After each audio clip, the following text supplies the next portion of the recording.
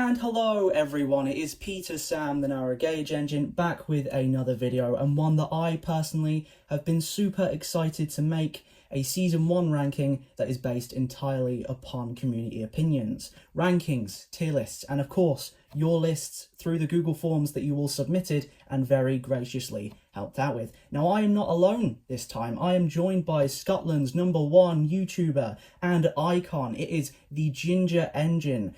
How are you, Andrew, and where can people find you? Well, thank you very much, Peter Sam. What a pleasure and a privilege to be on.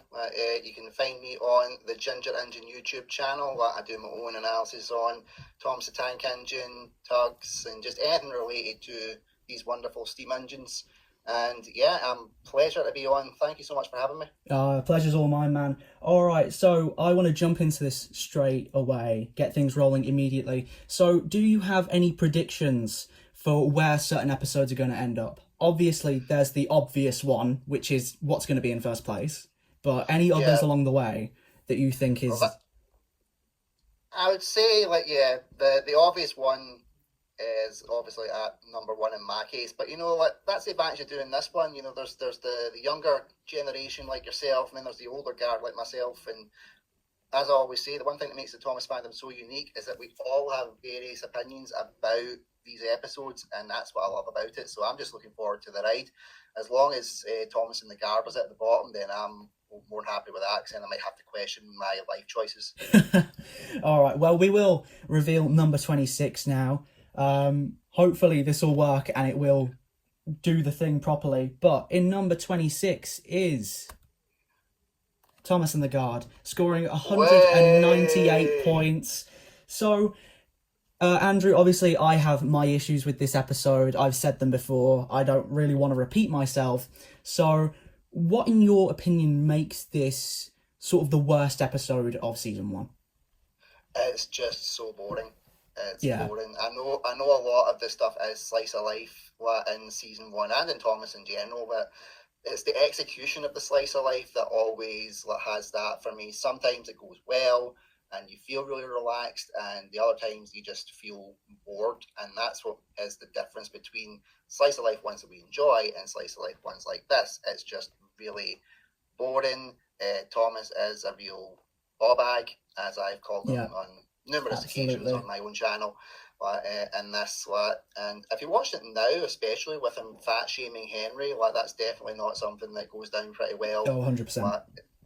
And today's society. The thing that always made me question things was the guard himself, because it looks like Thomas has travelled quite a distance before he gets to that signal, and all of a sudden it's like the guard just catches up with him. It's like he's the Usain Bolt of Sodor. I was like, is there a DC Flash crossover that I don't know about yet? That's happened with this, and that was the one thing I was kind of like, wow, he caught up to Thomas very, very fast, and all it took was one glass of milk for him to be like, that's cool, don't worry about it. And that's just because there isn't much to report on it. I think that's why it really is that it should be at the bottom. It does the establishing of Thomas and Clarabelle, his new way of life on Sodor, because it's not like a bad episode. It's boring, especially when it comes from the Railway series book, Tank Engine Thomas again. That's what it just feels like. It's like we're back to this again. Yeah, I have to agree with everything you said there. A couple things I want to say. Morally, I don't really understand what this is. Is Thomas supposed to be represented as the character that's in the wrong here, even though the guard says that he's not in the wrong? It sort of just feels like he feels bad and then he's made to feel okay again, when really, after the whole Henry fat shaming thing, I don't know if that works, really. And also, the intro to this, the beginning segment, is so long. It's really long. It's just Thomas dicking about for ages, and then when we actually get into the meat of the episode, it's like a third of the way through. So definitely I think deserves to be at the bottom. I think we're going to move on to number 25 now, and this one may shock you, because I have your list written down here, and you put this quite high actually, but in number 25 is Thomas's train. So Oh, yeah, I the bottom three episodes were sort of in a three-horse race all the way through when I was tallying points, and this one ended up in 25th. And then I watched your video to get your ranking, and it was all the way up here, and I was really surprised by that because myself and a lot of other people put this fairly low. So Andrew, my question for you is, what about this episode means that it gets as high as it does? well, for me, it's part of the growth of Thomas and how he goes from being like the cocky little prick that he is at the start to having his well-rounded arc by the end of the second book in particular. This is part of his crutch, and it also shows that, you know, sometimes you can try and have the best intentions to do a job, and you do make a mistake and you fail. Well, and that's not a weakness. That's just life. To quote, say, Jean-Luc Picard for Star Trek: The Next Generation. But that's something that I did find. It makes him more of an empathetic hero to our audience, because this time he really does try. Yes, he is impatient, he's a little bit cocky about it, but he does try to do a good job. And when he fails, well, you feel so sorry for him when he comes back. He's just so upset. And I think it's more about like the personal like growth of the character. And then I can't help but have a wee giggle when they're just ripping the pee out of him at the end, like, you know, like Henry and James and that, saying, "Oh look, there's Thomas who wanted to pull a train but forgot about the coaches." I just think like because it is such an integral part of his character arc and his journey. That's what puts it above for me. And getting to see all the different parts of Sodor as well, like through his run, because in the book he only goes about as far as the signal box that's just outside the station. This one they expanded on it. They showed you more of Sodor. They showed you like, yeah, that's been a real mess up, because he has went quite far without noticing, and then he's got to go back, and it really is like a walk or puff of shame as he's coming back to the station. So I think it's like that overall thing. But I can understand why people don't like it. It can be quite, you know, a generic story. It can be very plod along, quite boring. And I get that, and I respect the opinions of it. Just my opinion, I really do like this episode. Yeah, for me, it was if you watched my top 10 worst classic series episodes, I think it was in number 9, I want to say, or number 8. And it's just due to the fact that it is sort of very minimalist in terms of narrative, in terms of every sort of element that's got going on. I mean, we've got great episodes this season, such as like Thomas and Bertie and The Flying Kipper, of course.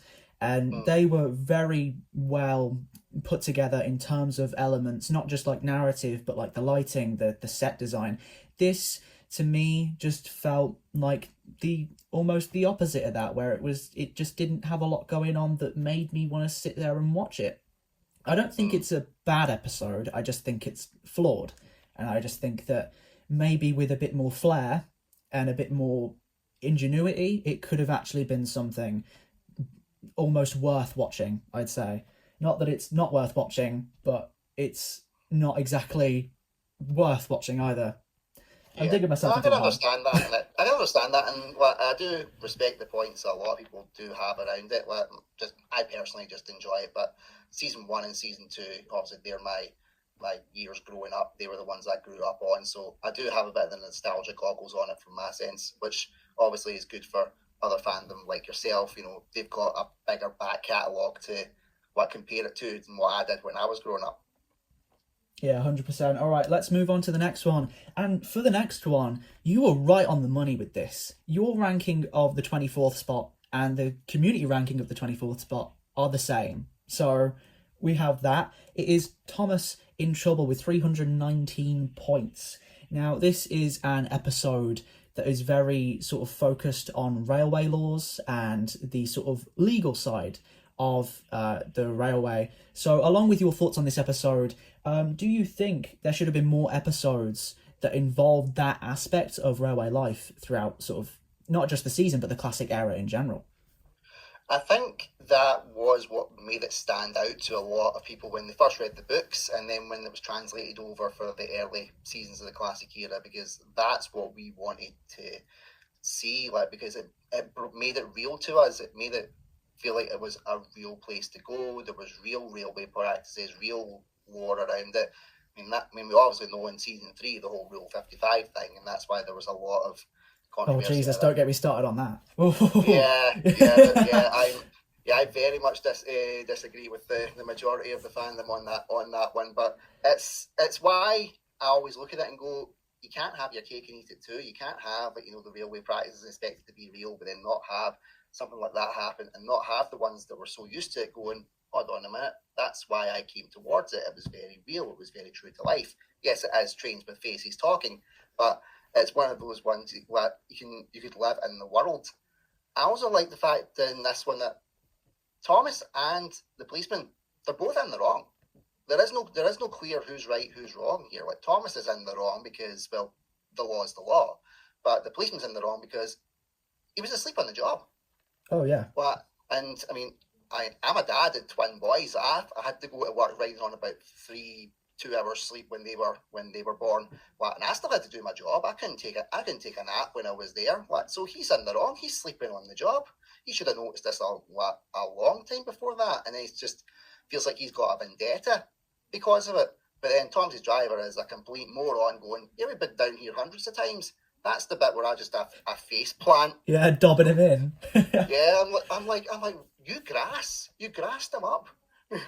Well, but of course, the main selling point of why I like this episode, Toby, oh and yeah, Henrietta, the fact that they both get introduced at this point, well, and you see some of Toby's cheeky nature, well, especially when he gets the one up on the policeman at the end, where you're just like, well, he's very much Rage Against the Machine at that point.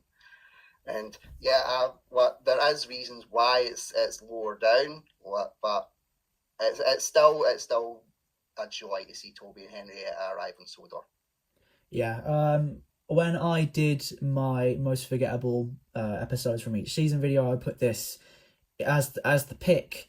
And again, it's just sort of because nothing really, apart from that aspect of the episode, sort of stands out. And railway law things, they can be a bit boring, let's be fair. It is laws at the end of the day. So that really is just sort of what made me put this low, and is why I think a lot of people put this pretty low as well, and why probably you put it low. I mean, that's nothing against the episode. It has good points.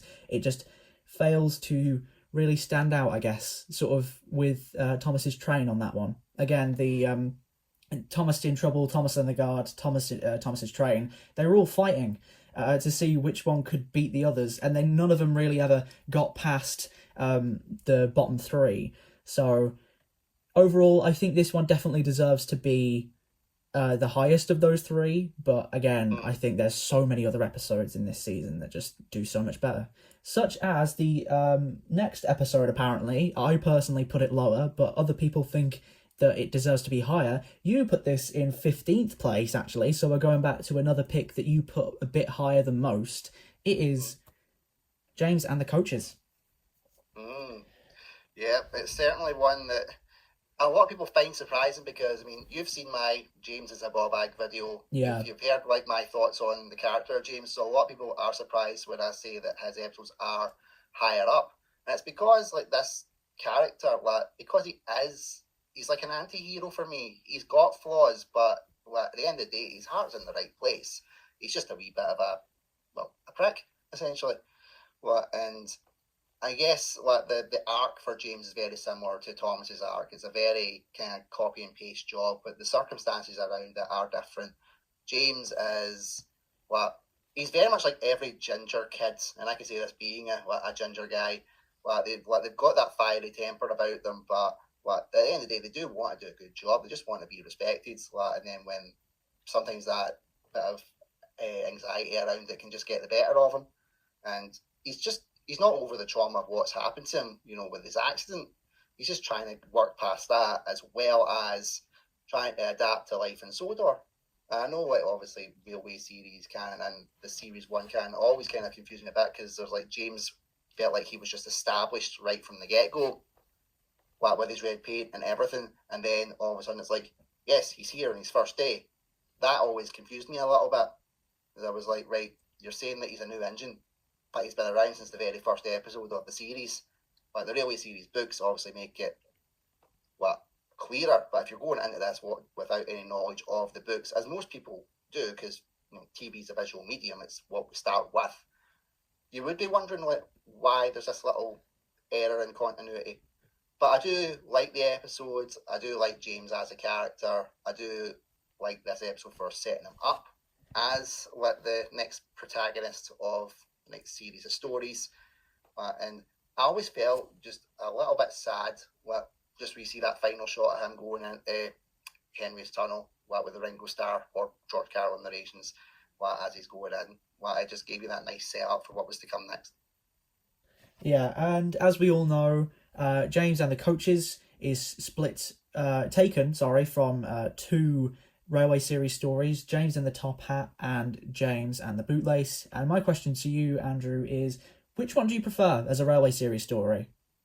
Oh, that's I definitely think James and the Bootlace is the one that's preferable for me. I think that just has more action and more of a unique story towards it. It feels like the first one, James and Top Hat, is just very much we just bed in with a lot of previous. It's an exposition dump essentially. With the fact that he just has to wear a top hat around it. So yeah, the second story was definitely my preferred. Yeah, I have to agree with you there. All right, and we're moving on to number 22 now, wherever that is. Oh, there it is. Okay. So number 22 is one that I think it definitely is on the weaker side, but I still think it's a pretty iconic episode, all things considered. It is Thomas Goes Fishing. Aha. Yep. So Andrew, any thoughts on this episode? Any things that stood out to you apart from the fact that this poor fish just gets the worst luck ever? Yeah, it's one of those ones. If you go and watch my ranking video on season 1, it was around the fishing element that just really kind of got to me. I grew up going fishing with my granddad, may he rest in peace, and I know all of the very disgusting intricacies around fishing that go along with this episode, like, when you get it and then you've got to essentially bludgeon it to death, cut off the head, gut it, scale it, cook it. There's so much there. Obviously, it's a kid's show and you miss out.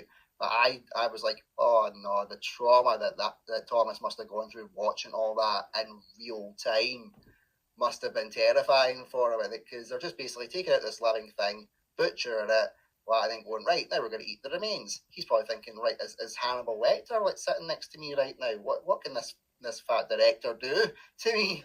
If he could do this to this little fish. But the thing that I always found quite funny was obviously there's a lot of the face talk. By that, for anybody that's listening, the different resin faces that were used for different characters. And this one, Percy's resin face is used on Thomas. But when you watch it in the canonical order, he technically doesn't steal his face. Technically, Percy stole Thomas's face later on. So there's a lot of face swapping continuity stuff that goes on here, and you're like, oh my god, it's like Thomas meets Face Off. Yeah, as an engine that works on Sodor, that's pretty concerning for me. Having my face ripped off and put on someone else, Jesus. Yeah, definitely. I mean, when you look at Sir Handel and Rhaenys as well, in some of those stills, you're like, oh, wait, that's not right. Yeah, it just seems off, doesn't it? Yes, but it does feel it's again a very slice of life. It's less boring than Thomas and the Guard. In fairness, there's a little bit more intensity, especially when Thomas's boiler is essentially feeling like it's fit to burst. And I do enjoy it. Just for me, it would be further down in the rankings. Yeah, I can't remember. Where did I put this? I can't remember where I put it. I think it was sort of in the bottom. I know it was in the bottom half, but I can't remember where I put it. I think it was 18th, maybe. But something like that. Yeah, it was something like that. I can't even remember where I put it. What am I doing? All right, well, my question to you, Andrew, is the "Can you see fish" line the most iconic in the franchise for you? The most iconic line? Oh, I would say no, but there's so many great lines that are there in the franchise. It's like how do you pick them? I think that could be a good list for yourself for another video, top 10 most iconic lines of the classic era. Oh yeah, that would be a good one. I'm stealing that, thanks. Well, as long as you bring me back for it for a wee discussion, oh, 100%. I'll let you have it. I'll let you come back, don't worry. Thank you. Right, let's look for the next one. Oh, yes, the next one. This one I have really high, and I still kind of defend it, although I kind of get it. But the next pick is the first ever Christmas episode of the franchise, and that is Thomas's Christmas Party with 510 points. So, Andrew, of course, this episode is sort of a pseudo sequel to the Railway series story, Mrs. Kindly's Christmas. Would you have rather had that over this episode? What do you think there? Yeah, I would have rather have had Mrs. Kindly's Christmas over this one. But as I talk about in my own ranking videos, I feel like they should have had Mrs. Kindly's Christmas in season 1, and then had Thomas's Christmas Party in season 2, because that would have made more logical sense from a canonical standpoint, kept it going on as well. Because the way you look at it as well, when you think about a timeline of it, there's a rabbit hole that you really can't go down, because we're talking about Mrs. Kindly's Christmas in the past tense of, it's been, it's gone, it's past, and Toby was involved with helping it. But when you're watching the episodes, Toby's just arrived on Sodor. So how big of a time jump has there been between when Toby arrives on Sodor, with dirty objects and Thomas in trouble and all that stuff, to Thomas's Christmas Party? It seems like there has been at least a year, maybe 2 years between this, because there's also the fact that Mrs. Kindly doesn't know Percy as well. So when we really try and break it down into a continuity timeline sense, it makes it a lot more muddled. I get why they did it, because it was released on Christmas Day when it first came out on terrestrial TV. I understand it. It is a good story, but when you look at it from a timeline and continuity perspective, it would have made more sense to have Mrs. Kindly's Christmas season 1 and kept this story for season 2, when there's a justifiable stretch of time in between both. And then you could have added engines maybe like, Donald and Douglas, who were introduced in season 2. Yeah, the only reason I can see that they would have put this one over Mrs. Kindly's Christmas is because there's no snow, really. But even then, you could have just substituted a mudslide for a snowfall. Like they did it earlier in the season with Thomas Terrence and the snow. I don't think it would be that difficult to really do it again and just modify it. So, exactly. Yeah, I kind of have to agree. As much as I love Thomas's Christmas Party for its sort of community feel, I mean, look, you can see in the image there, everyone's there. It just gives that nice send-off in terms of all the characters get their little bit in this sort of episode in their own way. It just feels like complete almost. But as much as that is what I love about this episode, I can't deny that really Mrs. Kindly's Christmas should have been the pick over this. Definitely. All right, the next episode we have on the list is one from your favourite ball bag, another part from his sort of 3-part saga. It is James and the Express with 514 points. So, Andrew, you rated this in 18th place. What is it about James and the Express that puts it on the lower end of the list for you? Again, for me, it's another 2-story adaptation. It's just one of those ones that the opening visuals and the kind of slow zoom in for when they're talking between James, Gordon, Henry. That's excellent for me. I love that kind of show and the direction and the production.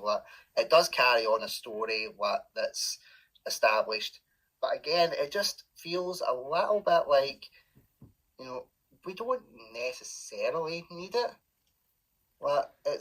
You like having the respect of your peers, you like having that bit of camaraderie with people that you work with, but not everybody gets on with people that they work with. I know that from my working life from back in the day. You don't get on with everybody that you work with, and that's fine. It would have been better if he was just carried on essentially, and just earned the respect naturally, rather than feeling like we have to force a story in just because we had to have a story about it. But again, the visuals, the direction, and the production, I really enjoy. I love James's incidental music. I think that's great, and it's not bad. It's not good either. It's just kind of meh. Something that sort of stands out about this episode for me is the growth we sort of get for Gordon. As he sort of fluctuates for me across the franchise. He really does. I mean, if you look at season 13's Snow Tracks, that's an episode where he's pulling trucks, and in this episode we get him shunting trucks. And usually you wouldn't see that, but that's an episode. That's a part of this episode that I find to really stand out. That sort of growth, and the fact that he's just sort of willing to do that, as really we never see that. Speaking of Gordon, who was more savage in this episode, James or Gordon? Oh, Gordon was definitely more savage, but it made his fall from grace so much better because of it. Like he was so savage at the start, and then he just has the problem, which isn't his fault. In fairness, like he switched off the main line onto the loop. Like he's just following the way of the rails. So technically, you shouldn't feel bad for him, but it's how he's done it and how he's established that pompous, cocky, arrogant attitude at the start that really makes those little digs that James puts in very much you go get him. Yeah, 100%. So we're going to move on now. The next episode on the list is one that I had higher and I think you had lower. It is the sad story of Henry. So yes, Andrew, I did have this quite low in my list. I think I was 21 or 20. It's 21. So the episode itself, I thoroughly enjoy. I think it is really good. Bit traumatizing, but still good. But the thing that I don't like about it is just all the stuff that's happened around it, out with all the clickbaits, all the rumours, all the BS around it, where they all go, he was locked in that tunnel forever, and that's the end of that. No, the next episode shows the result of this. It's came into lore for all the wrong reasons. And don't get me wrong, originally, Audrey wasn't going to let him out. As we know, he wasn't going to let him out, but the publishers went, that's too dark, and we need a story that's going to tie the three engines of your main book together. So write a story for it, and we got it. So there is that kind of multiverse of madness in my head of what if Henry didn't actually get out of the tunnel and they left it the way it was? How would that have went? And would they have even translated that into TV if that had happened? But the story itself is really good. It can be very traumatizing just watching the episode in a singular capacity. But the difference is that no Thomas fan would watch this episode in a singular capacity. We do carry on to the next one, and we all know what happens next. So the fact that everybody in the fandom has to fight off all these BS clickbaits and rumours about it all the time when someone brings it up, I think that's why it brings it down, because it's unintentionally tarnished the legacy of Thomas, where we all have to go, yeah, do your research, guys. Yeah, I've had personal experience with that as well. I saw someone say that it actually took like another 5 episodes for Edward Gordon and Henry, even like what? that. Yeah, I saw that. I was like, what? No, that's wrong. Weird. You mentioned there about what would have happened if Henry was kept in the tunnel. So that was sort of my question for you. What do you think would have happened? Do you think there would have been a new engine come in and sort of replace him? Do you think we would have had him stay in that tunnel and we would have seen him throughout the seasons just stuck in there in certain episodes or stories? What do you think would have happened? I think eventually he would have had to have got let out, because when you think about Henry's arc in the books in general, when Audrey was going to write him out because he wasn't well, and the fan campaign that there was to him going, we want to see Henry get better, we hope he's better, and they do write something around him, I think it would have been the same thing. There would have been, when will Henry get out of the tunnel? Because it's not fair. I think he's learned his lesson. I think he would have got out of the tunnel eventually, maybe just in a different way, in a different setup. And then who knows what could have happened to the character of Henry. We maybe wouldn't have had Flying Kipper and things like that, because the reason we got all those stories is because of poor illustrations from them. By that point, if he was going to let Henry out, he probably would have said to the illustrators, this is how he has to come out, and then we have to get him rebuilt as this one, and that's it. And if you don't do it, get to.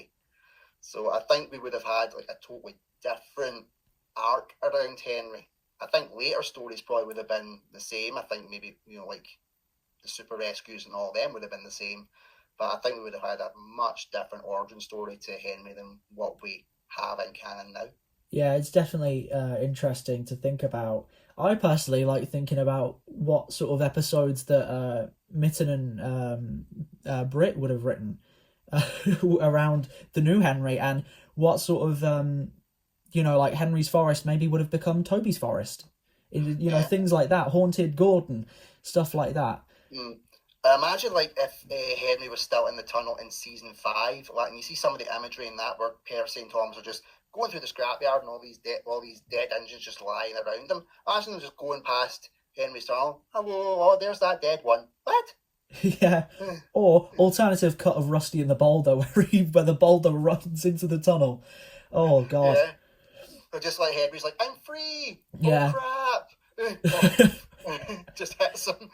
Oh, it is fun to think about. The next episode on the list, however, is one you ranked really high. You ranked this in second place, and I was really shocked. And I still kind of am that it's that high. We have Trouble in the Shed with 599 points in number 18. What did this episode do right for you to put it so high? I actually want to reverse this round because I want to hear why people don't like it.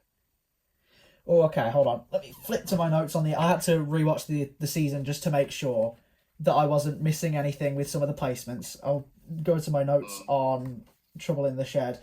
I think the main thing for me is I don't get the point of the engines going on strike just for then Edward to arrive and give them what they want, only for them to be shut up later. For me, I think you should have picked one or the other and stuck with it, and it would have made the episode maybe flow more.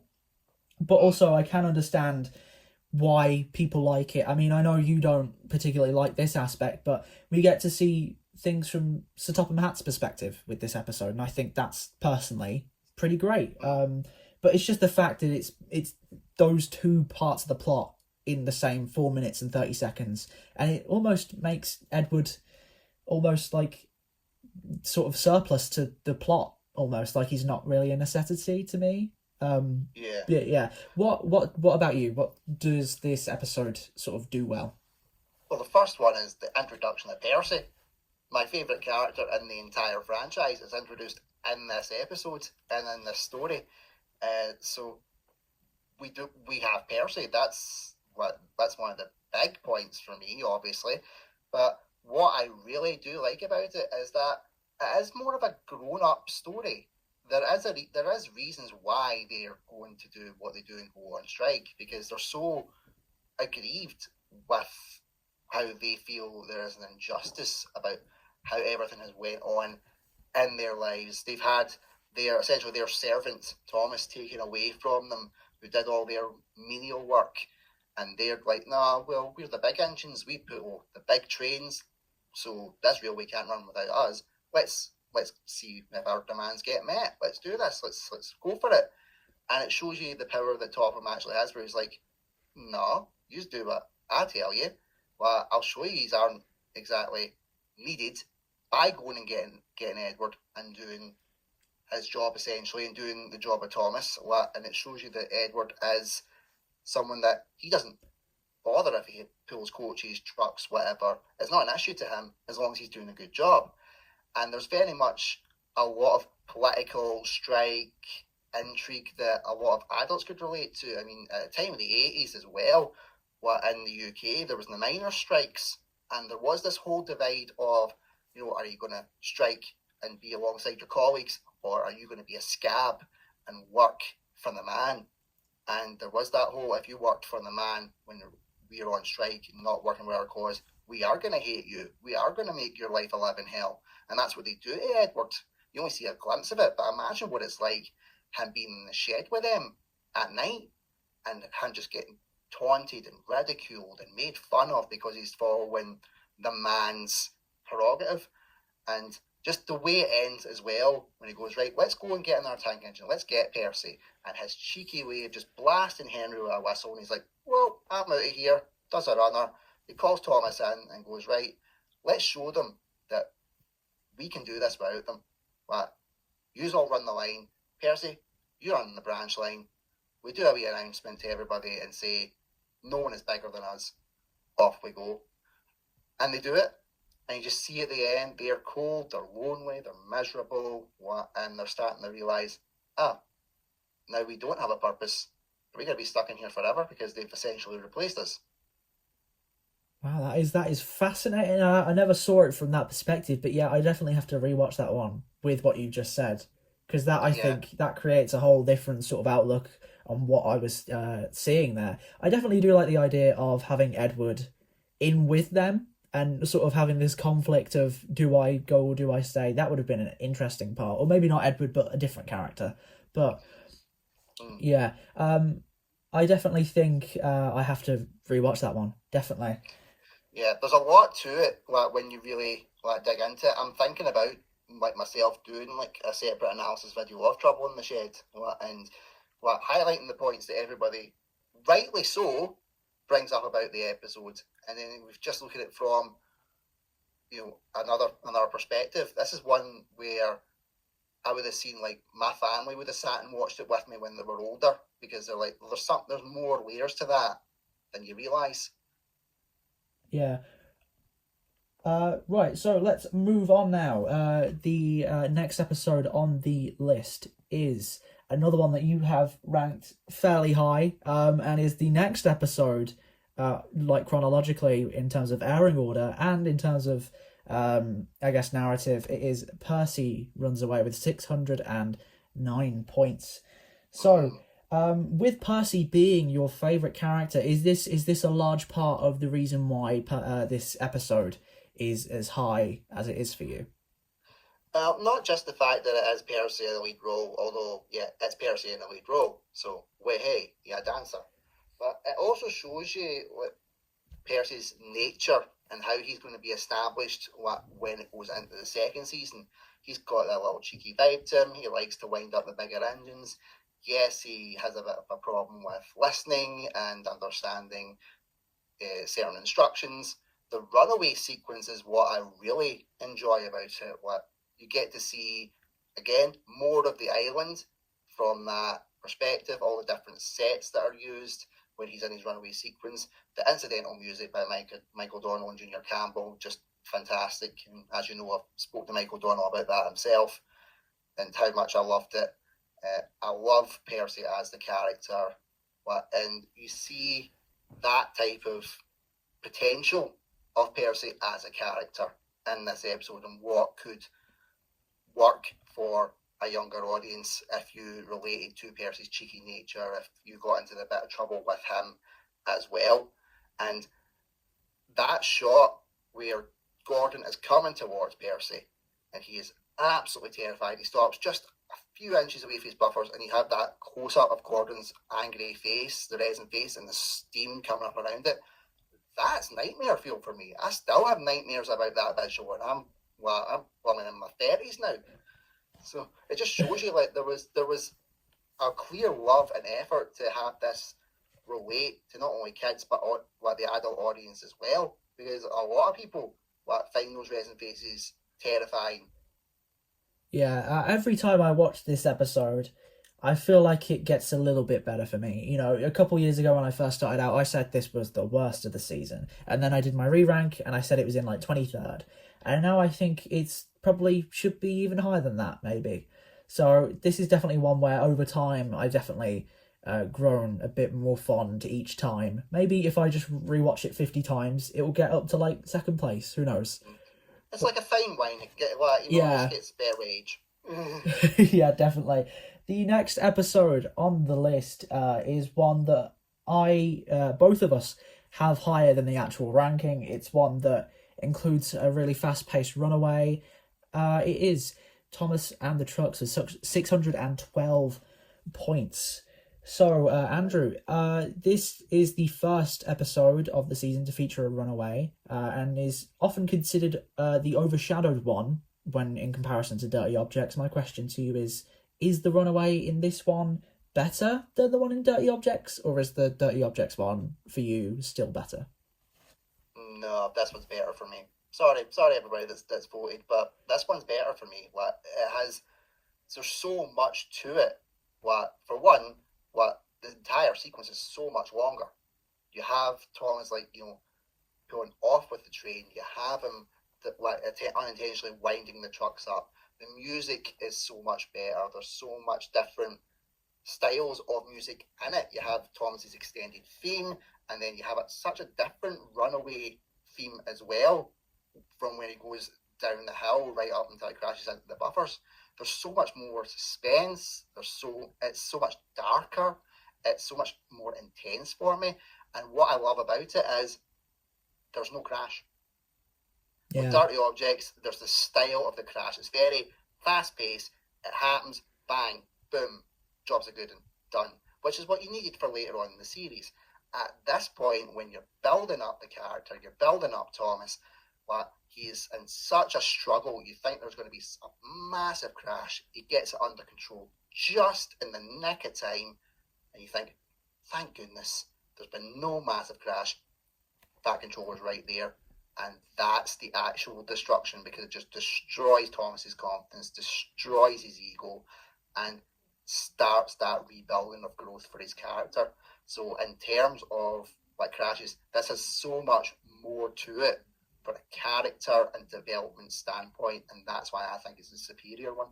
Yeah, I have Dirty Objects higher, and I personally think it is the better one. And I think a large part of that for me is due to the music. I feel like the runaway theme in this one is a bit more playful, and it sort of plays down the intensity almost. And whereas the Dirty Objects one has that classic runaway theme, which we all know, and builds upon intensity. So for me, it's just a matter of Dirty Objects 1 feels a bit more risky, I guess, than this one.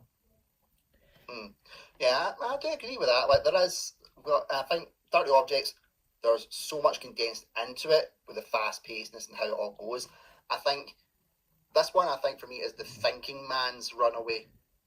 If you watch it and you dissect it down and realize the crash at the end isn't a physical crash, it's a metaphorical crash, a fall from grace, where the Fat Controller just very, very politely, I must say, destroying Thomas's confidence, because he's just been shown up that he can't actually do the job, and having that sad music at the end when he's trying to explain himself to the Fat Controller, and he's like, no, you still need to learn about trucks, little Thomas. And you just feel so sad. I would always be crying at the end of this episode watching it when I was a kid, and I still feel choked up when I do. All right, well, let's move on to the next episode, and the next one is one that I had right on the money of where it is in the ranking, and it's one that you put in 4th place. It is Edward and Gordon. Now, my question for you is, Andrew, considering that these two Railway Series stories chronologically come before Thomas and Gordon, do you think this should have been the first episode ever over Thomas and Gordon? Actually, no. Considering the way they were trying to go with the series, they were establishing Thomas was the main character. That's the right call that they done. They established Thomas, they established Gordon, which were two of the key players for their franchise going forward. Railway Series wise, we all know the true order. We all know the right order to it. But when you were having to adapt it to TV and try and get as big an audience as you could, and the fact that it was called Thomas the Tank Engine and Friends, if the first episode doesn't feature Thomas, in hindsight, a lot of people would go, well, where's Thomas? But then you get guys like us going, actually, in the Railway Series, and letting them know about all that stuff. But I think for terms of the show, they made the right call. Personally, I would have been very happy with Edward and Gordon being the first episode, but they made the right call from a creative standpoint and from a series standpoint. Yeah, 100%. Imagine if you clicked on the first ever episode of Thomas and Friends, and there's no Thomas. Who's Thomas? Where is he? It definitely, I think it definitely is the right call to have this as the second episode. What does this episode do right for you to put it in 4th place, put it that high up? I think with this series in particular, as you know, they take two Railway Series stories and they merge them together. Sometimes there's hits, sometimes there's misses. In this case, I would say it was a hit. I don't think Edward's Day Out would have been as good as a standalone episode in this season, just from how what the episodes were being conveyed and portrayed at this point in time. I've seen plenty of creators do it on their YouTube channels, and they have done it extremely well. But that's with time and with benefit of hindsight and a bit more creative vision and flair at their disposal. For what they had at this point in time, it made sense to combine both, to have an introduction of Edward and a bit more about Gordon, because we saw him in the first episode tear strips out of Thomas and put him in his place. So it's nice to see that this character has also been put in their place, that they have been humbled and also been made a fool of, essentially. So we get more development in the character of Gordon. We get the introduction of Edward, who obviously becomes a fan favourite, rightly so. And I just absolutely love this story. It's blended very well, and I do think this episode is better than the pilot of Thomas and Gordon, and it carries on the narrative in the ways that you need to carry it on for the season. Yeah, I have to agree with a lot of what you've said there. Let's move on to the next episode. We are getting to pretty much halfway through now. In the 14th spot is an episode that features one of, if not my personal favourite road vehicle character, one that I'm extremely fond of. You put this in 16th place, I put this in like 5th or something. It is Thomas Terrance and the Snow. So what are your thoughts on this episode? Well, the character of Terrance is just amazing. Yeah. He's just fantastic. He is just a little guy. He's the original different is what makes you special engine, because they had that for Harvey in season 6, but Terrance was the one that started it, because Thomas is instantly going, yeah, you look ugly because you look different. And he's like, no, I'm not different, I'm special. I can do think. Well, you just haven't seen it yet. And then eventually we do see it, and it puts Thomas right in his place. And I think that's what I really love about it the most, because it's so enjoyable just watching that dynamic occur between the two of them. And the visuals in this, the autumn and the winter settings, are so good.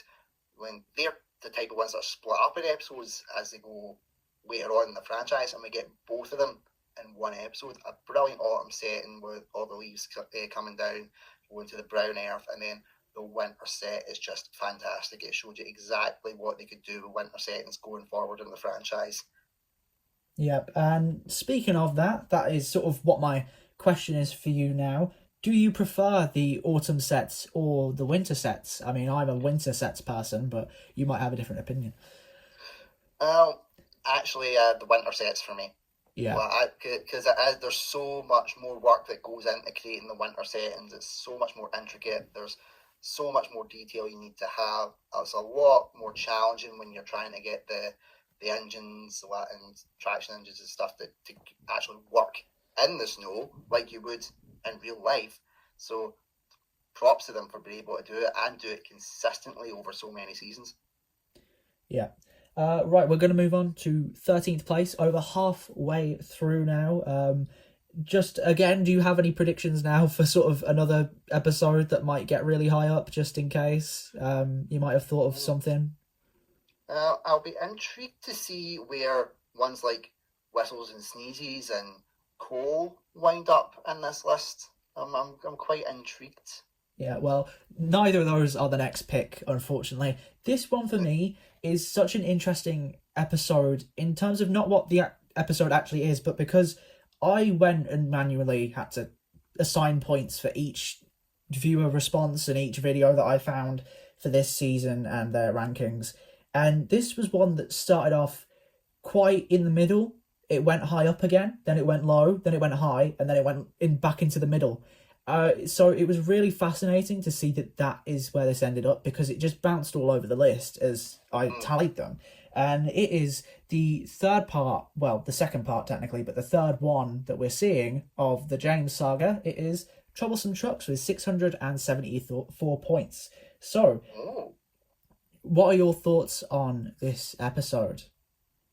I think there's good visuals in this, but for me, it's quite a lackluster story.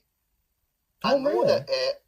I know that it's, obviously part of James's redemption sequence. Well, I understand that, and I get it, but I think because it is a copy and paste job of Tom's like character arc essentially. It's not as good for me. I mean, even Audrey admitted himself when he was coming up with the James book, he was rushed to meet a deadline, and that's just how this arc of James felt. It felt rushed. I felt like it should have had more development and more time to grow, rather than it just being so condensed in. I like the struggle that he has with the trucks. I do like that essentially the Fat Controller's been spying on him the whole time and he's not really known it because Edward's essentially been following him the whole way to make sure that he doesn't, mess up. And you see the resilience of James as a character, but it just felt very lacking to me. It just felt like we were just in that little, we've had some excitement, and now we're just a bit slowing down a bit now. That's really fascinating because when I watched your video, you put it in 8th. So it is still good. Yeah. I still enjoy it, but a lot of the times I'm kind of like.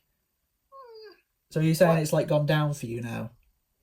Well, it can always change with me. Like I love season 1. I love it. I do really enjoy it, but sometimes it can be a bit. Well, it's one of those ones that it can fluctuate with me. Yeah, I get that a lot with like season 7. For me, it could just depending on the day, it could just literally go any way whatsoever. Mm-hmm. My question for you about this episode is, do you think that Thomas and James's arcs are like really similar, or are there like distinct differences that you can find in there that make them different enough for you? There's the only distinctions that I really have is that one is able to conquer trucks, in 2 and 1 it just takes one episode. I mean, James, he's very much one episode has a full journey with trucks in that episode and it's done. Thomas, he has a couple of episodes where he needs to get used to trucks, and you see the development of him at first being, I can't do this, and then going to, oh, right, now I have a handle on it and I'm going to put these in your place for what you've done to James.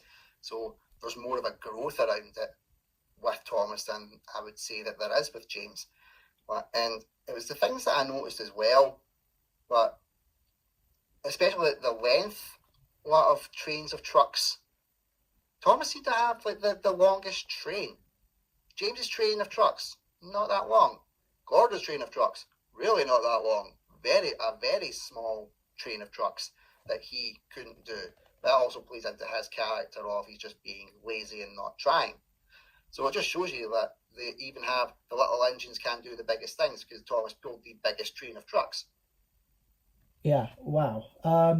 Let's move on now. We're going to number 12, and this is one that you rated in 6th place. It is Tenders and Turntables with 694 points. What is this episode doing right for you? I just think that there is so many great moments in this episode. The Gordon and James dynamic is once again brought back to the floor in this, and it shows that they're not exactly all kosher after what happened in James and the Express. There still is that little bit of Gordon looking down on James because he is the smaller engine. Because when Gordon's stuck in the turntable and James is has to go back to front, James has a good laugh at him. He's like, "Hey, you might stick too," and he's like, "No, that ain't gonna happen." And he just goes flying around on that turntable, and Gordon just absolutely destroys him. It's fantastic. The image of James with the green face, like he's going to be sick, that close up, that still gives me nightmares as well. Just some of the shots in it, you're like, whoa, it really adds to that kind of unease, and it really sets up what's going to happen in Trouble in the Shed. It shows you why they are so aggrieved, why they're so upset about these quote-unquote injustices that have happened to them. The only downside is you don't see Henry's version. You just think that he's just tagging in for the sake of tagging in. you read the Railway series books, you know why he's tagging in to join the strike. And then when you watch season 4, you know it doesn't really need to be included because it can't stand on its own. But it was a great story. Once again, I think it's for an older head to enjoy, because you can understand it from a workplace dynamic perspective. When things change in work and you're getting more duties put on you that you think aren't your job, you do get upset. You do think, nah, I'm not a fan of this. And if things go wrong as a result of it, you do want to make a stand and go, nah, we ain't taking this. So it's quite interesting to see the build up in this, and it gives you more of a, oh, we have to tune in the next episode to find out what happens here, especially with this, that last line, the engines have decided to go on strike. It just cuts straight to the credits, and you're like, skip, I want to find out what happens next. Yeah. Well, you mentioned Henry in there, and my question to you is, should he have gotten his own segment in this episode, or do you think it would have been too much? I would have liked to have seen it, but I think time has proved that it was the right call, especially when you watch it in season 4.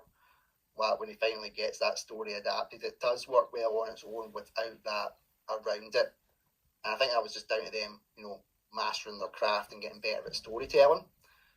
But I would have liked to have seen a little reason as to why. Maybe even if it was a case of, Henry had to pull Gordon's train after a certain point because there was only so far he could go, taking the train back to front. And maybe him being upset about it because, if that hadn't happened, then I wouldn't have had to take your train and have more work to do. So there is ways around it, but I think overall they made the right call. Right. Let's go to number 11, getting really close to the top 10 now. And it is one that you were looking to see when you mentioned it earlier, where it would end up. It is right here. It is Whistles and Sneezes in 11th place with 707 points. You put this all the way down in 19th. So why do you feel like this episode shouldn't be as high as it ended up getting? I feel like I have been overly harsh on it in previous reviews, because I remember doing I originally did top 10 best and top 10 worst episodes kind of on the channel, and I felt like I was overly harsh to it. And then I went back and I rewatched it, and I thought, it still is a big come down from the episode you had before it, which is the Flying Kipper. And I think any episode trying to follow that, it would have been a struggle. Oh yeah, because it was the Flying Kipper. So there wasn't really a good chance for it. I just feel like this was one of the ones where you combine the two stories and you can see how it's combined. It does have a flow. It just doesn't flow as well as ones like Edward and Gordon, for example. It just doesn't flow as nicely for me. Yeah, it's literally just nighttime, and then the next day it doesn't feel like it hits that flow between the two, really. Yeah, it's I know they could say, oh, Edward and Gordon has that as well, because Edward goes back to the shed, goes to sleep. Next morning, nothing has changed. But it felt like there was more of a structure and a reason behind it. This one, we go to sleep and no one's going to talk about Whistles again.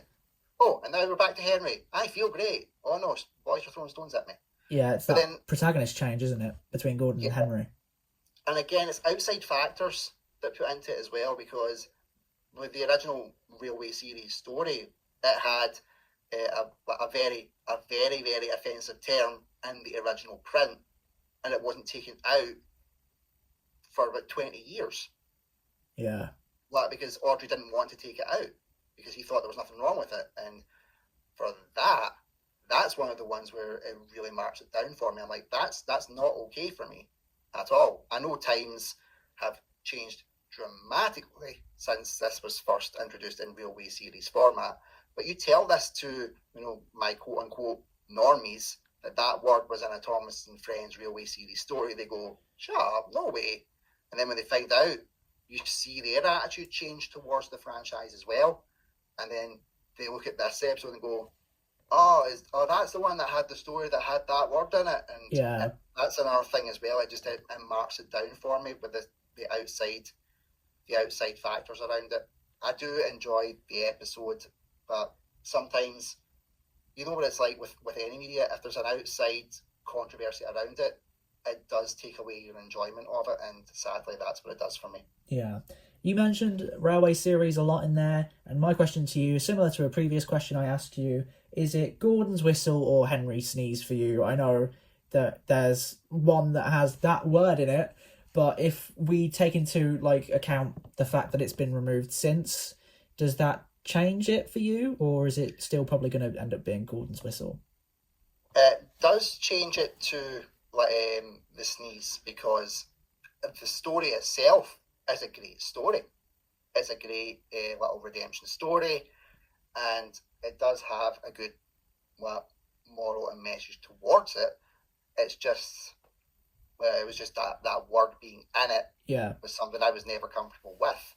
But I thoroughly enjoy the story itself, especially when the word was taken out. And I think that's why it needed taken out, because it puts such a dark cloud over a great story. Yeah. We're going to move on to the top 10 now, and wow, we have gone far with this one. Jeez. Let's see if we can keep it going with number 10. You put it in number 9. It is the first ever episode. It is Thomas and Gordon, 738 points on the board. What are your thoughts? I just think this is a perfectly charming pilot episode. It does exactly what it needs to do for a pilot episode. It introduces you to your two main protagonists in Thomas and Gordon. It has a great story. There's everything that you expect from a Thomas story in this episode. The characters are great. The sets are fantastic. The music is brilliant. Everything about it just...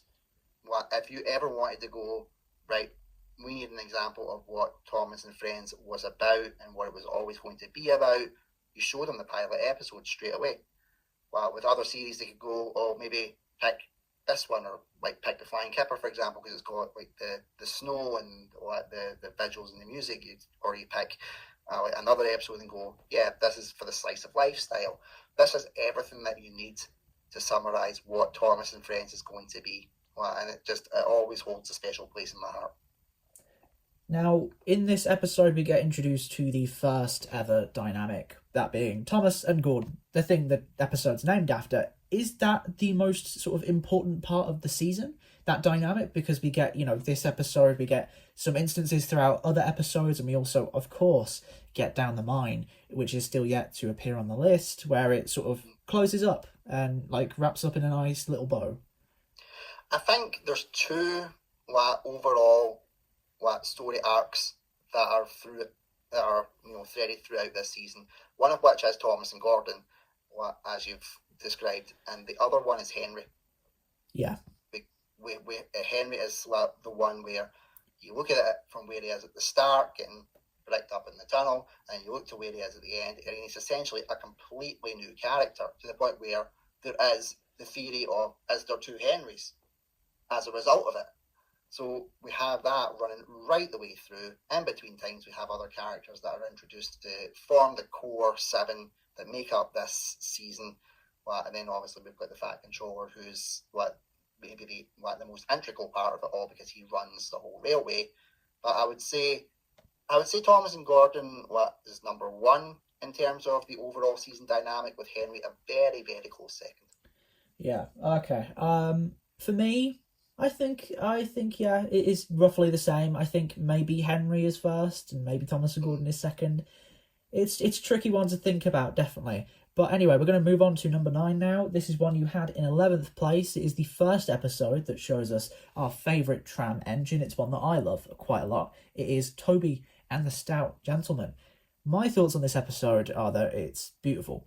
We get to know this tram by the end, who we just met, and we get to feel all sorts of emotions for him. We get to feel the sympathy. It's very effective at getting that emotional response. But Andrew, what is your opinion?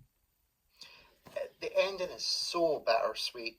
I love the episode. It's just, you're essentially watching Toby's entire life being stripped away from him. Yeah. You watch it all, you see how he is at the start and how his life was, and how it's just all been taken away by the advancements of time. And I think it's an episode that you appreciate much more as you get older, because as you get older, sadly, that is true to life. Things start to fall away. things start to become lesser in your life because you essentially become a lesser part of society. And it's so emotional at the end, in particular, because they all come out to see him, and you can understand from Toby's side, because you're like, if you were here for the rest of the time, I wouldn't be in this position. I wouldn't be in at this point where you're all having to come say goodbye, because we'd always be saying hello. And you just have that image just close to the end. He's just in the shed when he says, "Nobody wants me." The shed doors are closed. Oh my God, like, it's one of those, it's like watching the first 10 minutes of Up. Yeah. You have to pause it, go away and greet, and then get it back on for the happy bit that comes next. Yeah, for Kevin and Doug, the two best parts of that film. My question to you, Andrew, another one here we have is, it's not just Toby in this episode. We also have his faithful coach, Henrietta. Should she have had a face in the classic era? Oh, a very interesting question. I personally think yes. I think, well, especially because Annie and Clarabelle had faces, that Henrietta should have had one.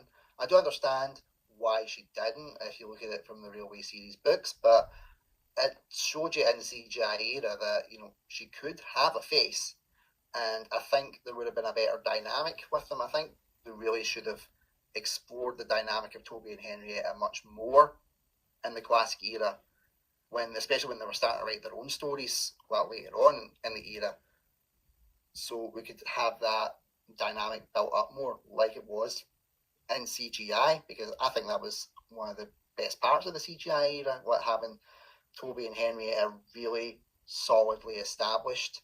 It just always felt so sweet and so pure to me. Yeah, I think there would have been quite a few interesting episodes we could have had if Henrietta had a face. Try something maybe like Busy Going Backwards, maybe, for Henrietta. That would have been interesting to see, no doubt. But we're going to move on to number 8 now. This is one that I think is kind of highly controversial as a placement. I saw it at the bottom of some people's lists. I saw it at the top of some people's lists. I attribute it to a future Thomas and Friends special that sort of, quote unquote, does it better. I don't think it does it better. It's Thomas and the Breakdown Train. And Andrew, do you think The Adventure Begins does it better? I don't like The Adventure Begins. Woohoo! Someone agrees. Well, I'm sorry. Well, I think if it ain't broke, don't fix it. Yeah, I agree. Well, I understand why it was done. I did watch it when it came out, because of course I did. Well, that's what I do. I felt that there's some things you just don't need to see. I think your imagination can do a lot more than what is put on screen. And Thomas and the Breakdown Train episode proves that.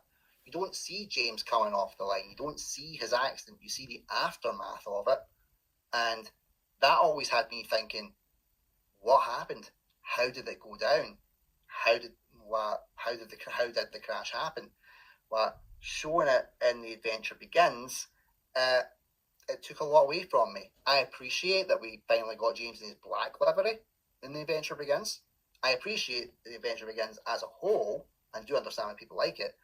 But that felt so unnecessary in terms of that, like, breakdown train crash sequence, Thomas chasing him and all that stuff.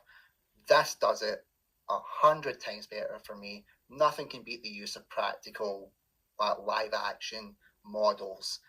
The episode itself is just so ambitious in terms of its direction, its camera work, its story arcs.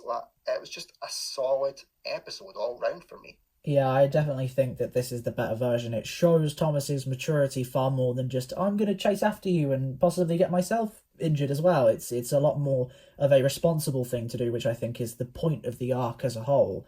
I do also appreciate The Adventure Begins, and a lot of what I did watch it the other night in preparation for this. Yeah, it's there, it exists, it's fine. I enjoyed it. Like, it wasn't bad, but Thomas and the Magic Railroad superiority, personally. Definitely still my favourite special, but we're not here to talk about the specials. Does that same thing apply to other sort of episodes that may have taken from the the classic era in the Brenner era. So, for instance, Terrence Breaks the Ice, that had a Thomas and Terrence in the Snow flashback. Does that improve, or is that unnecessary? I think having flashbacks where there's not much of it, you just see like the bullet points. I think that's fine. I think that establishes that the CGI timeline was its own beast. It had its own foibles, its own parts to it. I think with The Adventure Begins, that's essentially what they were trying to do, was to give their own backstory, but for the CGI era, because it was a separate timeline. I understand it and I respect it, but at the same time, it would contradict its own flashbacks that had already been in other seasons from the CGI era, like Sad Story of Henry. Yeah. They'd already established that in a flashback in a previous season. You're like, why are you redoing that again?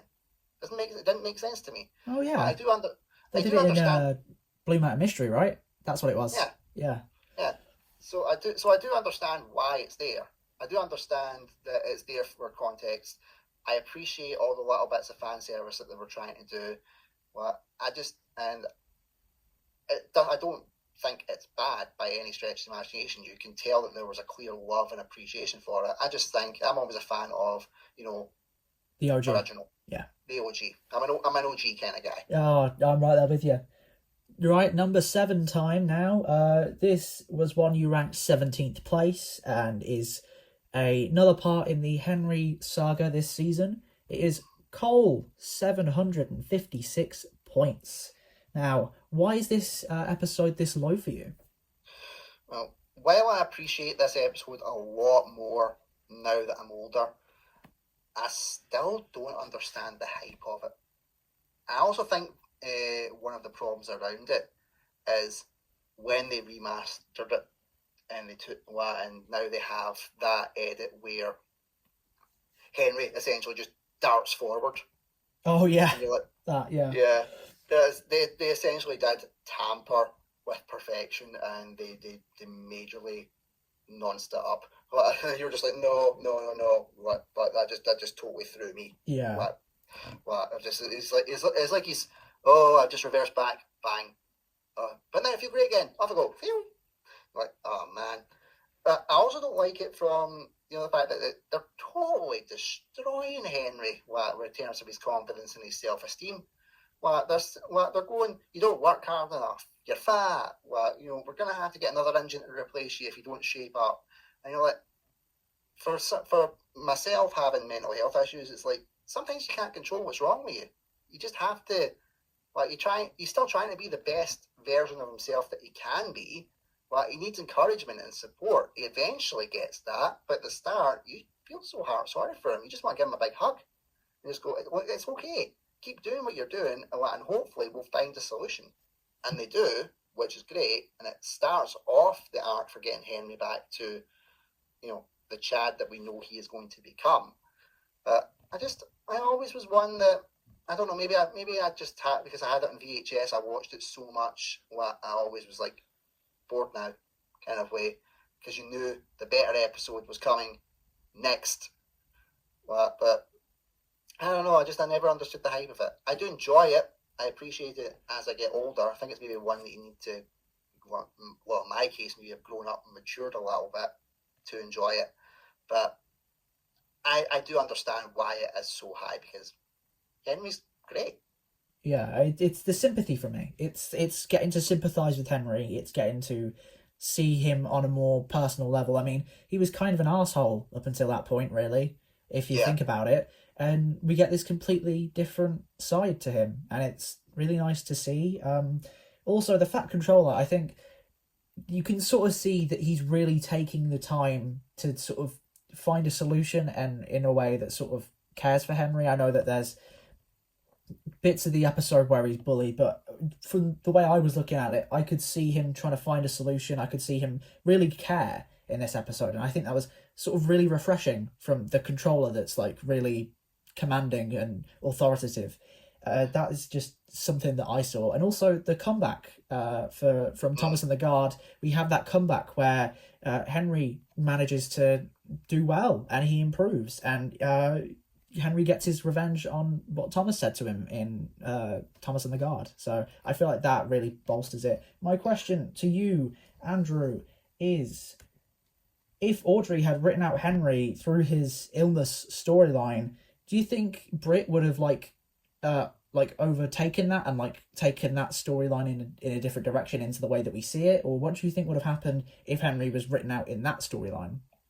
I think he would have been written out, but brought back once it got to the point like that season kind of 3, season 4 point where they were starting to run out of Audrey material. Yeah. And there was the whole change around it because in these first couple of seasons they were strictly only allowed to use what was in Railway series. That was it. Audrey still essentially had this creative control. So he could have been essentially Hulk Hogan. That doesn't work for me, brother. And then that would have been it. Done. So I think that he would have been back, but it would have had to have been later on down the line, pardon the pun. Probably in like a season 4, season 5, maybe got him back, depending on like fan interest. Because it would have been down to the fans as well. If the fans wanted to see more of Henry and there was more demand for it, he would have came back. But if there wasn't demand, they just wouldn't have been there. Because sadly, the prime example, Duke. Yeah. He's such an amazing character in season 4, but just wrote him out. There just didn't seem to be a demand for him. And then we were all like, we are going to annihilate you all for doing that to our boy. Yeah, so it's a similar thing with like Stepney as well. He was in like season 4, and then he had a season 5 episode, and then gone until he got like covered in pink sugar and died. Yeah, and then like little cameos here and there, like in season 6, where Duck just bumps it in the back of him. Yeah, but yeah, it's still there, but yeah. Yeah, it's nowhere near like the same as Duke, but it's still like noticeable as a thing. Yes. All right, number 6 time. This is the episode that rounds off the first couple of episodes from the show. It is one that you ranked in 5th place, but it's in 6th. Edward, Gordon, and Henry with 765 points. At least I'm not too far off. They're like fan rankings. Yeah, they're like relatively close together. It's that one and Cole, I think.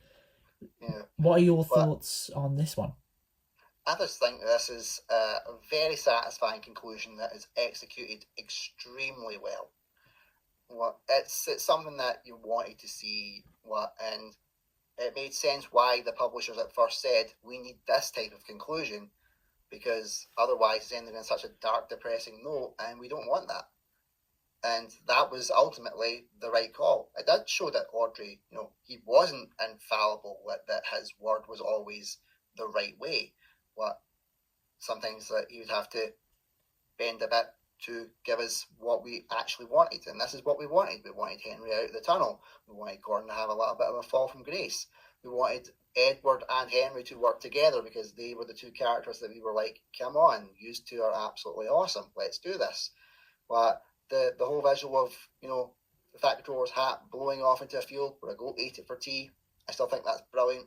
And then eventually bring that back round in a full circle in season 5.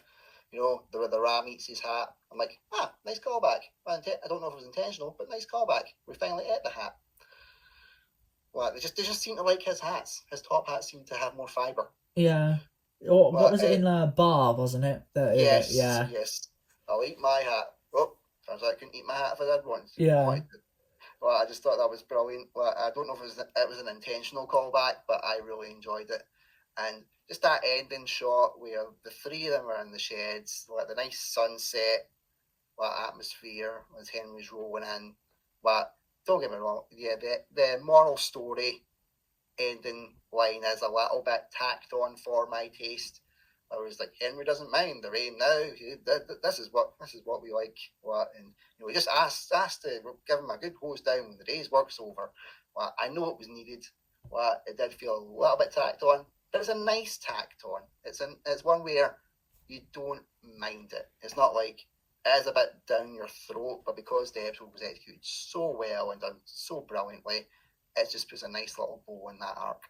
Yeah, and Edward, Gordon, and Henry is one where it shifts perspectives a lot. We get to see from Henry's perspective, Gordon's perspective, Edward's perspective. My question to you is, out of these 3 protagonists, and this can go for like the whole franchise, not just like in terms of this episode, but which is your favourite?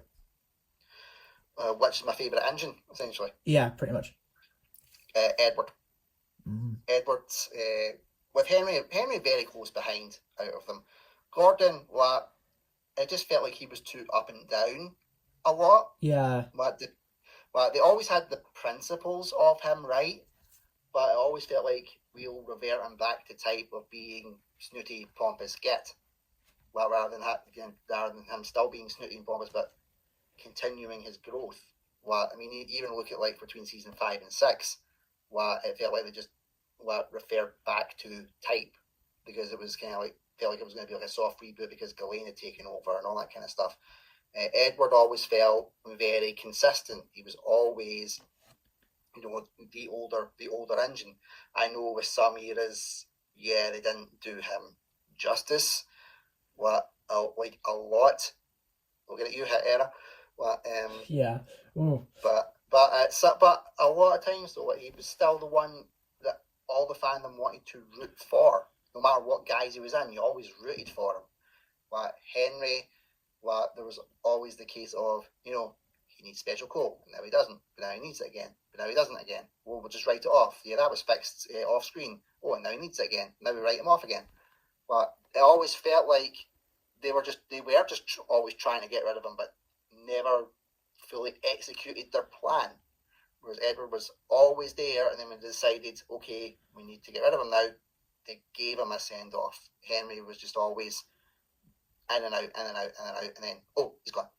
Yeah, it's like, oh, you go to Vickerstown. All right then, see you later. Bye. Yeah. Yeah.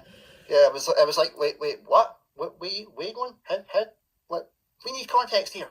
Yeah. What, you going to France now? Oh, okay then. See you in like 10 years. Yeah, that would have been something I would have expected, like just randomly, like the two Henrys theory to come into play. Go, hey, I've actually been away in crew this whole time, and finally got me fixed. Have I missed anything? Yeah, he just comes back and he doesn't know. Oh, amazing. Yeah. All right, number 5 is up next, and it is one that you ranked really low, ranked in 22nd place. I'm excited to see if your opinions have changed or stayed the same, but it is Off the Rails with 840 points. Why was this so low for you? It's style over substance for me, really. Yeah. The visuals always seem to be the thing that I remembered it for. The visuals gave me nightmares. Not gonna lie. Everything from when it goes to the nighttime sequence right until the end, I constantly had nightmares about. Especially when you see the shot of Gordon where he's just been pulled out the ditch and there's only his body, his tender's not there. It's the first time that I recalled seeing, aside from when it was Thomas and the breakdown train, that with James, that the tender was removed. But I think the night visuals made it stand out for me more because it was so creepy. It was like, right, we have to take off his tender, and then we have to get him up and get him sorted, and you're just seeing it's essentially just a hollowed out shell of Gordon. Yeah. But it felt like they were going to put him into the plumbing scrap heap at that point. And the music was great around it. I really did, which I enjoyed. When he's just rolling into the sheds very slowly, and you have that sudden close-up shot of him, that's very, very scary for children to see, just that all-of-a-sudden close-up where he's just battered and done in. It gave me nightmares for a very, very long time. But the story itself, it's Gordon is a bit of a prick. He falls in a ditch. That's it. Yeah. All right. In terms of like Gordon stories from the classic era, where does this rank for you? Is this like the worst Gordon story from the classic era, or is this like in the middle? Or it's not going to be at the top, but it's definitely not at the top. I mean, there's stories from Gordon in the classic era that I think paint him in a bit of a better light, like like Down the Mine, for example. I know you need this story to get to that point, I like the stories where he is more rounded off. I think because I prefer the Railway series adaptations. I prefer like the actual Railway series book, and you see the full conclusion of his arc throughout that book. Whereas in the classic era, it's very bitty. It's split takes like up. 3 seasons to get to the actual end. Yeah, it's like you have like two of them in season one. You have one episode in season three that actually doesn't tie into any point of this because it's the Leaves one, and then you have season four when it finally gets there, and it's just like okay, we call it right back to season one, but there's continuity errors because you have Duck and Donald Nichols in it. My brain needs consistency here. Yeah. It's like in the space of what happened in that episode, we've like progressed so much. It's like they come back. Who are you? I never met you before. Like Yeah, it's yeah, definitely one of those where it's like, hold on, what's happened here? I don't know where I am. yeah. I do enjoy the episode. Like there's no episodes of season one that I like despise or detest or don't like. I love season one. I've always have. And I loved like Gordon Henry's dynamic in this episode in particular is really good. Percy having his wee cheeky cameo in it as well. Always love a good cheeky Percy cameo. Well, it just, nah, I understand what it needed to do. I just felt like it was more style over substance. Absolutely right. Let's move on to number 4, fourth place. Getting really close to the end now. It is an episode that for me was the second best in the season, and for you was number 10. It is Thomas and Bertie, 851 points. Andrew, what are your thoughts on this episode? I just think this is a good time all round. It's an exciting story. It's very well directed. The music is fantastic in it. Again, you have Thomas wearing Percy's resin face, but it's Thomas's face. Percy just took it later. And it's just a great dynamic between Thomas and Bertie as well. I think it does exactly what it needs to do with them. They have this little, I'm better than you, no you aren't. Let's have a race. Okay, we have the race. And at the end it's sorted. They're like, cool, best man won. We're pals now. Awesome. I do think that in season 2, Percy and Harold's dynamic is better than Thomas and Bertie's because there's more layers to it. It's not a straightforward, we're done, we're now great friends. But it's because of the characters used is why it works. Percy and Harold, you could understand there would be a bit of animosity and a bit of a chip in each other's shoulders about what's happened. But Thomas and Bertie, they both seem to have that kind of, right, let's resolve our differences, let's do it now. Best man won. I actually think you're quite cool. Yeah, same. Best pals. So it's not in a bad way that I think Percy and Harold's dynamic was better. I just think there was more to mine from it. Whereas Thomas and Bertie, I just think great pals, best friends, and that's the way they should stay. But it's just a fantastic episode. Yeah, for me, it's right up there. I mean, it is just really fun to watch and see one get ahead of the other, and then the other get ahead of the other, and it's just all the way through. It keeps your attention. And I think that's what it does very well. It could have just been puffing around and driving around on sets. That's what it could have been, but it wasn't. And I think that's just again David Mitten's part in this whole franchise. I think just shows in this episode. My question to you, Andrew, is which non-rail character, which road vehicle or like air vehicle is your favourite? Oh, that is a question. That is definitely a question. I always kind of alternate between Bertie and Harold. Yeah. Bertie, definitely for the road vehicles. Bertie is one of my favourites. In terms of the protagonists, Bertie is one of my favourites. Harold's for the skies, definitely my favourite. But antagonists wise, George is my favourite. George the Steamroller. Interesting. He is such a rebel. He has no apologies about the fact that he wants to just basically annihilate the railway. And he's just takes such glee and pleasure in its destruction. It's as close to like a true villain as we had, because with Diesel they just went from being great scheming evil Diesel to school bully. George was just, I hate you all. I want to see you all suffer. That's just the way I'm going to be. I was like, dancer. Ooh, yeah. So that's very interesting. I mean, I'm Terrence all day. I know this has nothing to do with season 1, but Jack in the Pack, your favourite? I don't know. I just thought of it just now. Do you have a favourite? Well, for Jack in the Pack, Alfie. Ooh, interesting. I'm an Isabella person. He saved kittens. Alfie saved kittens. That's true. That instantly is a winner in my book. That is pretty fair. All right, let's move on. Number 3 now. We're getting really close to the end. This one for me was all the way. I think it was down the bottom. I think I've since thought better of it, but when I did my video, it was in like 20 or something, or 21. You have this in 12. It is down the line, 871 points. So what does this episode do well? Well, the one thing that does brilliantly is builds the Thomas and Gordon alliance, and it builds it for future seasons, and they stick to it. They don't all of a sudden go, "We are now friends, great. Oh yeah, no, I don't like you again. Okay, cool. I don't like you either." They stick with it throughout the entire franchise in every iteration, like hit era, CGI era, even the dreaded Wubba. They've still got that common ground with each other, and I think that just shows you how good the episode is, because they took this and they didn't tamper with it. It was if it ain't broke, don't fix it kind of thing. So I think that's what I love the most about it. The overarching story of Thomas and Gordon throughout the season is given a very great, satisfying conclusion with this episode. It definitely had impact.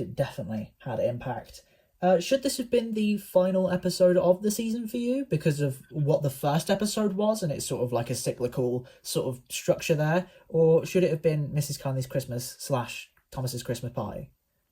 I think down the line, should have been the last episode for me, because it is very much like, it completes the cycle. But I do understand why they had a Christmas episode at the end. It made sense for the airing order and how they were running it. So I understand, but I would have liked to have maybe had down the line as a true finale. I think this is kind of like what you look at with the Railway series books. Like, Duke's book was meant to be the true finale of the Railway series, and then you had the 26th book tacked on for it for Wilbert's run, and it's not bad. It just, you knew that Duke's was the actual finale. So it's the same kind of deal. Down the line it was meant to be the actual finale, but ain't the Christmas episode, so let's tag it on, but it's still all right. All right, well, we're coming to number 2 now. This one, really low for you, 20th. Very interesting. I can feel the dread through the fucking screen right now. I can feel it. I heard you, man. I heard you. I heard that sigh, and I was just like, oh god, here we go. All right, number 2, Dirty Objects, 966 points. Wow. What is it with this one? What is it that gets it so far down? Well, turn that 9 round to make it a 6, and you've got 666, and that just basically sums up Dirty Objects for me. It's the devil. But this must be a generational thing. This must be something because I think this episode just totally squanders James's character development that was done throughout the start of the first season. I know we've debated like how the character arcs went, essentially copy paste of Thomas, all that kind of stuff, but there was a character arc there. It was done. We had it sorted. It was all good. And one thing you should have learned from watching the extra Thomas episodes afterwards, from when he's had his arc and now he's in a new stage of his life, people didn't care. They wanted the arc. It was done. And it's shown by like the rankings of itself, because all the individual Thomas stories are so far down the list. Why does this get a pass? It gets a pass because Toby gets to put one over on James, and there's a gnarly crash. But in terms of the character of James, you just totally regress him for the point of, yeah, Toby, you old. I don't like you because you're old. What? It doesn't make sense to me.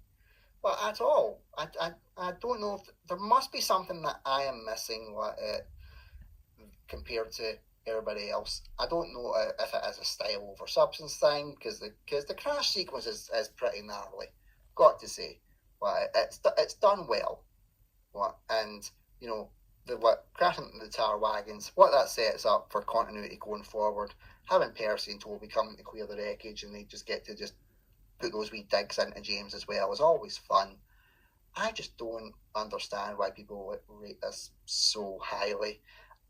I do get that people like to see James have the rise and the fall. Let's just add in the fact of James, condescending prick, has massive fall from grace, causes tons of damage, really should not have all these chances. He's like that demon stepchild that you think is all of a sudden going to improve with time, and he just doesn't. Just, I don't know, man. I think I'm just an old fart, probably. Yeah, for me, I see it as more of like James's first arc was to do with him sort of proving himself and sort of overcoming that, like, the odds against everyone that doubted him, more so than like him actually, like, I guess, learning anything. And so for this, and it's also like a thing of Toby's a tram, right? He's different. So maybe James has sort of like prejudice against that. And that's not really something I ever saw brought up personally. I don't know if there was like a moment in there that I may have missed, but for me personally, I never saw like an ounce of prejudice in that first arc. So that sort of brings to light a new aspect of James's character. Of course, the Runaway's great. It's always going to be great. It's always, for me, the best one. But those, I think, are the main two reasons, and that's sort of why it gets high up. I wouldn't put it in second. I think I'd put it fourth or fifth, somewhere like that. But I think for me, it's still pretty high. My question to you, Andrew, is if James wasn't in this episode, would it rank higher for you? As in, like, they replaced someone else with James's character. The question for me would be who would replace him with. Well, my initial thought was Gordon. I could maybe see it with Gordon, but could maybe see that happening with him. But I think maybe it is just a case of I just didn't really understand. I do get that it needs to be James for this one. I do get this why the story is liked so much by people.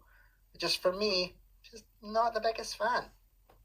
And that, I mean, that's all right. I still enjoy the episode in general. I still like it for what it is. But just when you're trying to put season one into an order, like it's always difficult. But I just have to go by what I feel and what I still feel. Dirty Objects for me not as high doesn't mean it's the worst. Bad, yeah. But yeah, it's something that.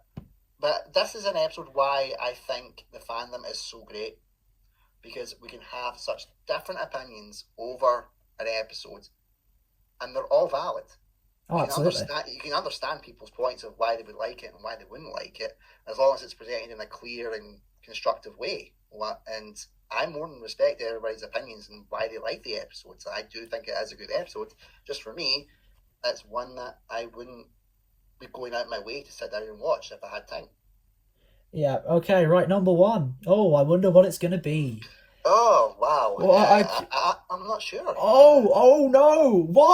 What a shocker. It's the Flying Kip. Of course it is. It got 1,081 points, breaking that 1,000 mark, which surprised me, to be fair. I didn't think that many fucking people were going to vote. But, wow, what element of this episode for you is the standout? There's loads of things we could pick out, but for you, is there one specific part of this episode that resonates with you more than the rest?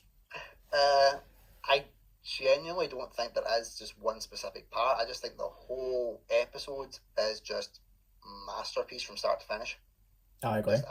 Just absolutely brilliant. But I just wish that, when you finally saw, that there was deleted scenes and there was rushes and stuff like that, I just wish that they were just all in it, all a part of it. I just want more of it. It's an amazing story. It's fantastic. It shows the rise and fall and rise again of Henry. It has so many people talking about it, even to this day. Everybody comes up with their own theories. This is where the two Henrys theory developed from this point. People are always trying to add on lore to it. They're always trying to add on stories to it, their own spins, their own takes, their own interpretations, things that happen afterwards, things that happen in between crew and coming home. And that shows you how great the episode is, because we just want to have more of it. We want to know more. We want to understand more. But what we've got is great.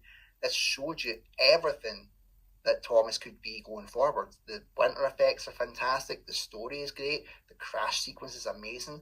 I love that it's different from the books because they play it so straight. It is somber and serious the way it should be. And having Henry come back in the way that he is and just owning the spotlight, that's what he needed to do. And again, and thank you for pointing out the bits that I hadn't noticed of, what was different about his new shape. Well, because that bugged me for years. Oh, yeah. Yeah, well, I remember that. Yeah, and now I'm like, yes, I now know. I see everything. Thank you. Yeah, it's the little splashes in the back of the boiler where it's like it's more like Gordon's first, and then it becomes more square. Yeah, that's what it is. Yeah, but I was like, thank you for finally getting that for me. Yeah, not a problem. For me, I don't know what the best part of this episode is. It's a toss up between the lighting and the music. It's got to be one of them. Maybe the lighting, because it was something that I noticed more on my most recent rewatch. So I think that takes the cake for me. But overall, everything is just amazing here. Like, it is the Flying Kipper. Yeah, it's brilliant. That's the one that you would show anybody that's not associated with the fandom, and go, this is why this show, this franchise was brilliant, and why it was peak. And especially to people who are wanting to do, cinematography, directing, music, lighting, anything involved with media, anything involved with, producing content, watch this and see the standard that you could do, the standard you could set for what was considered a kids' show from the 1980s, and how well it still holds up in present day. That's the type of evergreen content that you want to produce. Oh, absolutely. Right, well, we've reached it. We've reached the end. Thank you for being on here. Just a few final questions. What are your thoughts on season 1 as a whole? I love season 1. I absolutely love it. It'll never change. It's part of my nostalgia bait. It helped me fall in love with Thomas in the first place. I got the season 1 and season 2 VHS videos handed down to me from my brother when I was born, and I was hooked on them straight away. I loved them.